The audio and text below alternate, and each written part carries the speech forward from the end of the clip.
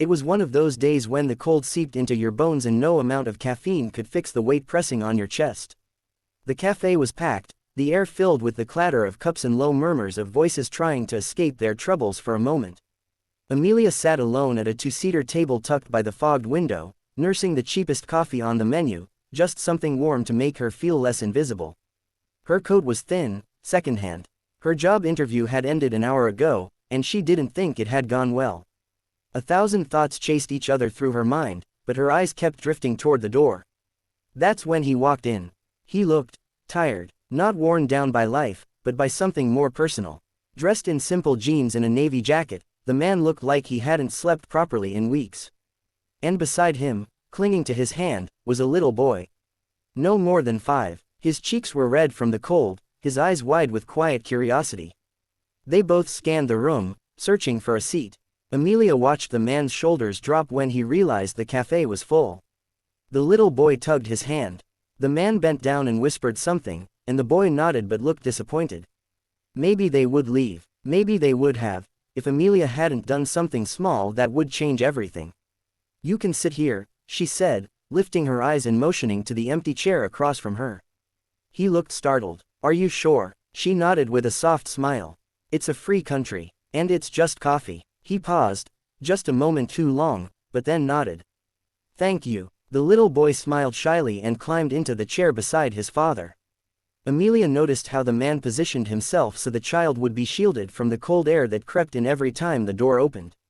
They ordered hot chocolate and a plain croissant. Nothing fancy. Amelia didn't speak at first.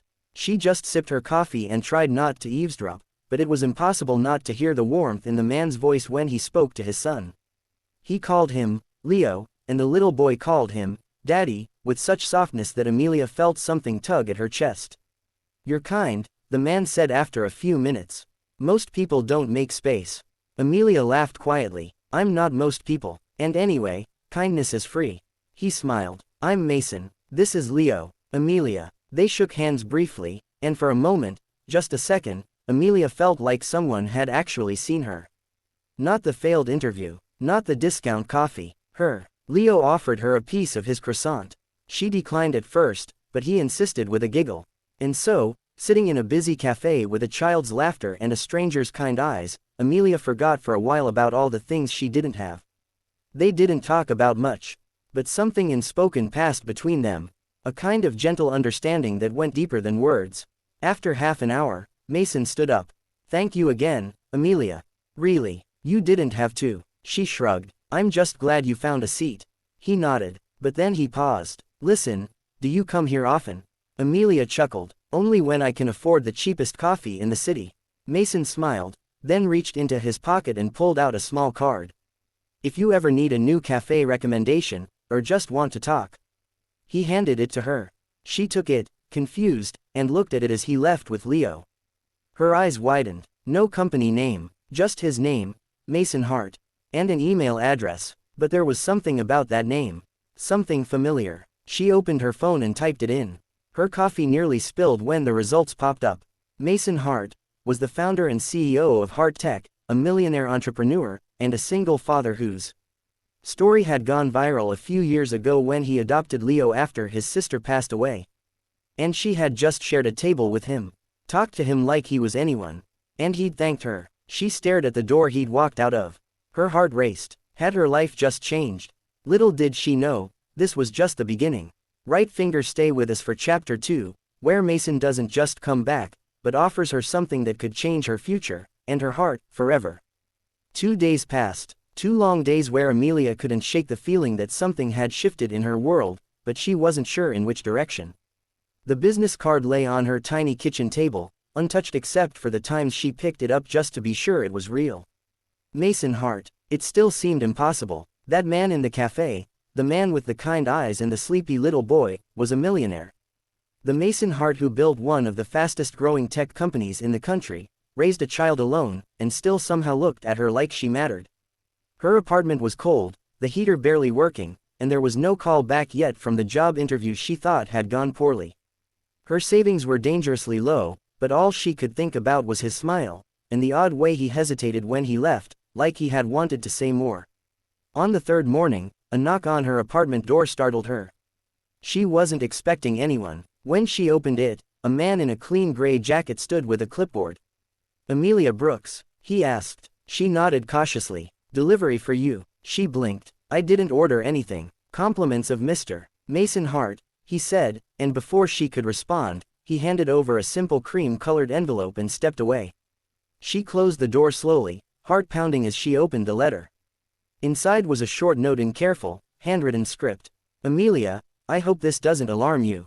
I realized after we left the cafe that I didn't want our meeting to end there. If you're willing, I'd like to see you again, not as Mason Hart the CEO, but as the guy who shared a warm seat with a stranger who changed his day. If you're free tomorrow at 10 a.m., I'll be at the same cafe. Table by the window. I hope to see you there. Mason." Amelia read the letter 5 times before she let herself believe it. She didn't sleep much that night. She spent hours debating if she should go. Why would someone like him want to see her again? She had nothing to offer, no glamorous job, no polished image. She was just a girl with a kind smile and a borrowed winter coat. But something in her gut whispered that this moment wasn't about status or luck. It was about timing and heart. So the next morning, she brushed her hair, put on her best, still modest outfit, and walked to the cafe with shaking hands and a racing heart.